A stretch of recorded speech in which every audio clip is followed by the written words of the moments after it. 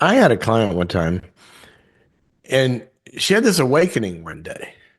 And she goes, You know, life would be pretty crummy if you had somebody walking a foot behind you, banging you on the head with a stick continuously throughout the day. I said, Yeah, that doesn't sound like a good life. Why do you mention that? She says, Because I just realized that's what I do to myself. Opened up pretty good conversation about the running dialogue that goes through her head. You might think that about you, but that's not what God says about you, and other kinds of ways to, refute that. But everybody knows, back when I first started, we would call it, you got these tapes in your head. Well, we don't have tapes anymore. So now you've got audio clips in your head, digital, and they really are digital because here's the deal. They are coded into the software and sometimes the hardware of your brain. Have you ever noticed how much there's a negative audio file running through your head? Hypothetical what ifs, or catastrophizing, or worrying about something in the past. Well, quick thing. See, that's just automatic. That's not even real thinking. Real thinking leads to some sort of a solution. That's obsessing. And here's a quick test. If something like that's going through your head and it's about the future, what action can you take that will deal with that? For example, you're obsessing about, oh, I hadn't filed my taxes and the date's coming up. Well, that's something you can take some action about. So write down, here's what I'm going to do. Then you go back to sleep. If it's something about the past, you probably can't do anything about that unless you have a time machine. If there is something you can do about it, like go apologize to somebody, or there's some trauma you hadn't dealt with or something, then write down what you're going to go do about that. But many times it's you've already sought forgiveness, you've already done everything you can do about that, and this is just an obsession.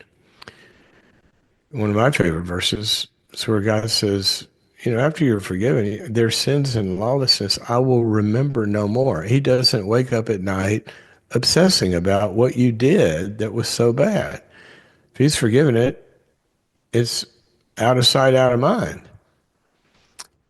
But it's not out of sight, out of mind for that program running in your head. So I want you to do a little observation. Just pick a day. I don't care which day, but pick a day. And just kind of keep a running log of two things. How often and how much time in the day are you thinking about things like that are negative about yourself, about the future, about the world, whatever it is? How much time is that taking up? Especially the ones about yourself. I'm a loser. I'm not good enough. I'll never be good enough. I screwed it up again. I can't believe it. All that kind of stuff. I just want you to begin to watch it and audit it. Now, what that is going to tell you is hopefully the same awakening that my client had that day, where she notices, oh, no wonder I feel so anxious or crappy so much of the time. Somebody's beating me over the head with a stick, and it's me. So that's the first step, is to notice it, because if you notice it, then you're going to realize something.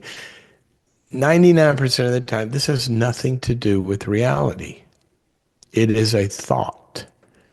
Now, here's the thing. It's not thinking, but it is a thought. Because thinking is an active process that we're really engaged in and using the upper parts of our brain and not the lower parts, which are generating all this stuff. So you've got to see this as it's sort of like a runny toilet. It's, you ever had a toilet where, what do they call those things? The flapper valve gets stuck and it just keeps running. Well, that's what a lot of people's, actually brain is doing. And this can come from a few places, which gets us to the next step. This could come from unresolved trauma that's living in your body and it's activating all your, adrenal systems and fear systems and all of that, creating the old fight or flight state. And all the time, it could be you need to tell yourself, you know, I need to go deal with this unresolved pain or whatever it is that's generating this.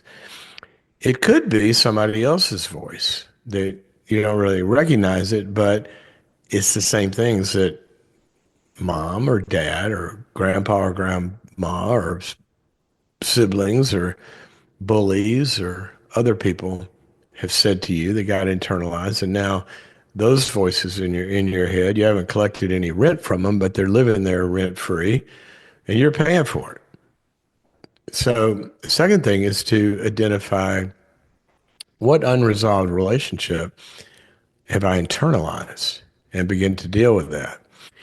And then you get to the steps of actually talking back to it and saying, that's not true, and having some time tested, way to dispute that and say, that's not true. I'm not going to even consider that. And you get back involved with life.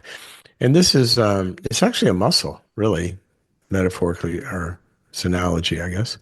It's like a muscle. The more you go down that path, the stronger it gets, and the stronger that rumination track is going to get. But the less you feed it, and you feed other kinds of beliefs and thoughts, and et cetera, you can reprogram that. We do it all the time. And some of this is in your body. Some of you have got to learn that your body's safe now. You got to get into some relaxed states.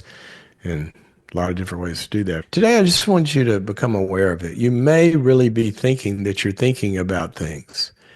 When you're not really thinking about things, that's really an automatic process. And that program is something you need to shut down.